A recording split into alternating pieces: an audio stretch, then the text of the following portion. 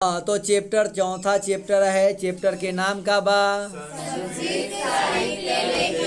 इसके बारे में पहला वीडियो तो बना दिए हैं, पहले और कुछ बताया हूँ, अब आगे बता रहा हूँ। सुनने वाले सुने, ध्यान से सुने, पढ़ने वाले पहले पढ़ेंगे। बोलो। बृहद आरण्यक उपनिषदि याज्ञवल्क्य पत्नी मैत्रेयी दार्शनिक रुचिमती वर्णिता याम याज्ञवल्क्य आत्मतत्व शिक्षति जनकस्य सभायां शास्त्रार्थ कुशला गार्गी वाचकनवी तिष्ठति स्म।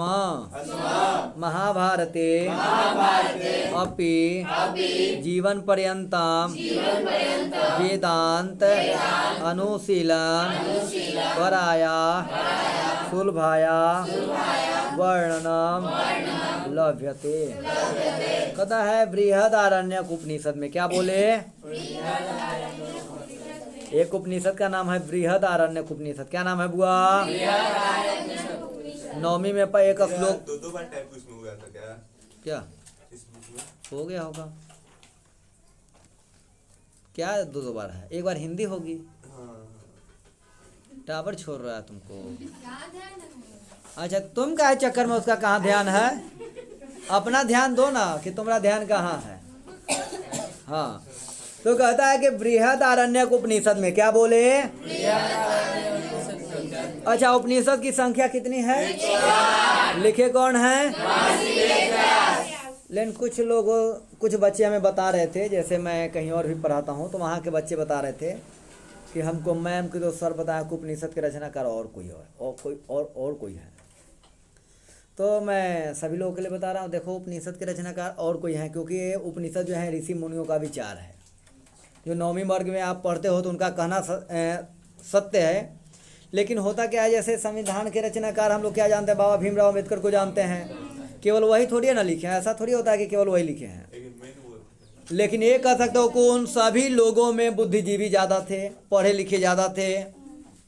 ऐसा ही हो सकता है ना, विद्वान अधिक थे, इसलिए इनको जो है उसका मेन मुद्दालय बना दिया गया, मेन नाम दे दिया गया कि बाबा भीमराव अम्बेडकर ने लिखा।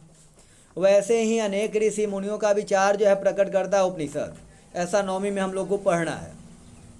तो यहाँ हम क्या कह सकते हैं कि ऋषि मुनि या किन्हीं का नाम देना है। तो अनेक ऋषि मुनि हुए, उनमें से जो है महर्षि वेद व्यास जो हुए सबसे काबिल व्यक्ति हुए, यही मान सकते हैं ना। अब जो है महर्षि कहते हैं, महर्षि जो है सभी ऋषियों में जो है महान होंगे, महर्षि हैं, महान ऋषि हैं, इसलिए इनका नाम आता है। तो अगर आपसे प्रश्न पूछा जाए कि उपनिषद के रचनाकार कौन है, तो आपको यही बता देना चाहिए कि महर्षि वेद व्यास। अगर कहा जाए कि किनके किनके द्वारा लिखा गया, तो ये आप कह सकते हो अनेक ऋषि मुनियों का विचार प्रकट करता है। लेकिन वो नौवीं वर्ग के विद्यार्थी अगर कहता है तो अच्छा लगता है।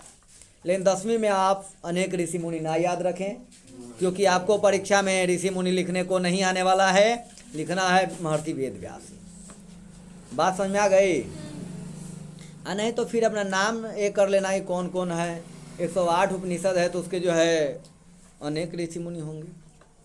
अब कहता है कि बृहद आरण्यक उपनिषद में याज्ञवल्क्य की पत्नी, जिस याज्ञवल्क्य की पत्नी का नाम क्या है? मैत्रेयी है।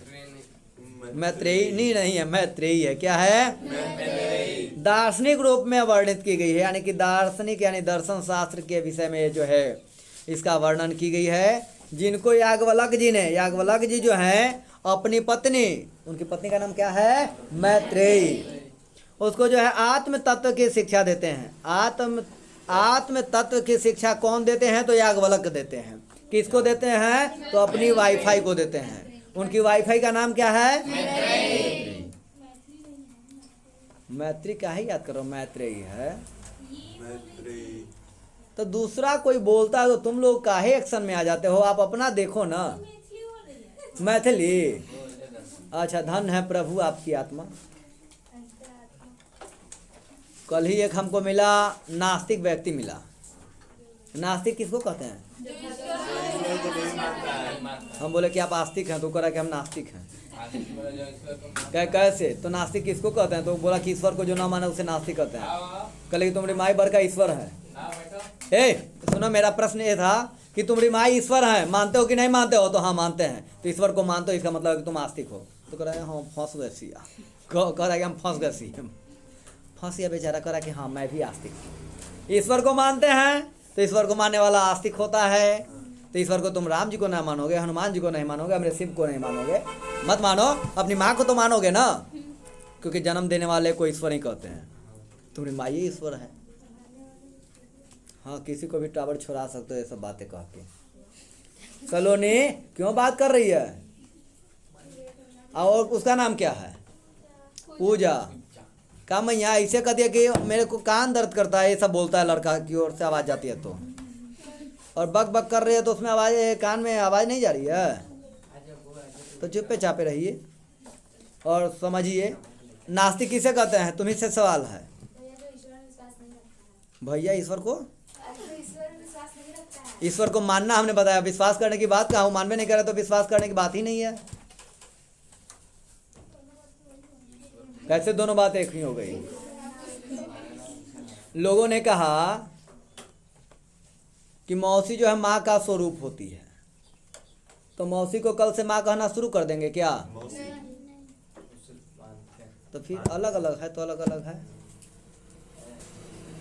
अब कहता है जनक की सभा में, जनक किसके पापा थे?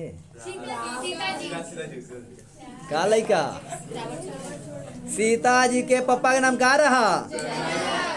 आ ससुर किनके थे? राम जी के ससुर थे। आ लक्ष्मण जी के कौन थे? वही थे जनक जी। हाँ, अरे कैसे भी नहीं हुआ। चारों भाई के शादी भइल रहे। सब सीता जी की बहन थी, चचेरी ऐसे करके। और मीला थी, और कौन थी? मांडवी थी। उनका नाम नहीं याद है, देखो। हाँ, इसको याद है। नहीं देखेगी। तो जनक की सभा में शास्त्रार्थ करने वाले कुशल गार्गी नामक विदुषी रहती थी। विदुषी किसे कहते हैं? विदुषी किसे कहेंगे? जो विदेश में रहता है उसे विदुषी कहते हैं। वाह क्या बात है। नाम क्या है तेरा? ये सब जो है उसे विदुषी कहते हैं। हाँ, विद्वान महिला को विदुषी कहते हैं। यदि पुरुष को है तो उसे विद्वान कहेंगे, लेकिन कोई महिला है तो उसे क्या बोलेंगे? अगर पुरुष है तो कवि, या महिला है तो कवयित्री। विलोम शब्द हुआ। गजब हाल है। महाभारत में, ये महाभारत के रचनाकार कौन है? महर्षि लगा देना, बहुत अच्छा लगता है। महाभारत में भी जीवन, महाभारत में एक दो व्यक्ति का नाम बता। अर्जुन, अर्जुन, भीम, नकुल, सहदेव, युधिष्ठिर। हाँ भैया एक मिनट, ए चुप रहो। हाँ, तो कहता हुआ कि महाभारत में भी जीवन पर्यंतम क्या रहा है? तो वेदांत का अध्ययन में स्त्रियां रही है। यानी वेद का जो है, वेदांत का भी उन्होंने अध्ययन कौन की है? तो स्त्रियां ने की। यह बात आसानी से वर्णन में मिल जाता है, यानी कहीं भी देखोगे वर्णन होती है वहां पर मिल जाती है। मिलते हैं अगले एपिसोड में, तब तक के लिए नमः संस्कृताय।